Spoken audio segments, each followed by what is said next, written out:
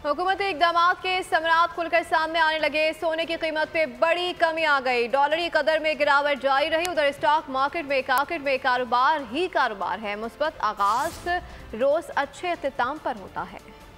सोने पर छाई महंगाई छटने लगी। फी तोला कीमत 5,400 रुपए कम हो गई। फी तोला 2,76,800 रुपए हो गया। 10 ग्राम सोने की कीमत में 4,630 रुपए की कमी हुई। 10 ग्राम सोना 2,37,311 रुपए का हो गया। आलमी मार्केट में सोना $65 की कमी से $2,662 फी ऑन्स है। माहिरीन डोनाल्ड ट्रंप की जीत इस बड़ी कमी की वजह करार दे रहे हैं। पाकिस्तान स्टॉक एक्सचेंज में कारोबार का इख्तिताम भी अच्छा रहा। 100 इंडेक्स 499 पॉइंट्स के इजाफे से 92,520 पॉइंट्स पर बंद हुआ। दिन भर मजमुई तौर पर 449 कंपनियों के शेयर्स में कारोबार हुआ। स्टॉक मार्केट में 24 अरब 71 करोड़ से जायद मालियत के शेयर्स के सौदे हुए। दूसरी जानिब डॉलर की कदर में 4 पैसे कमी आई। इंटरबैंक में डॉलर 4 पैसे सस्ता होकर 277 रुपए 85 पैसे का हो गया।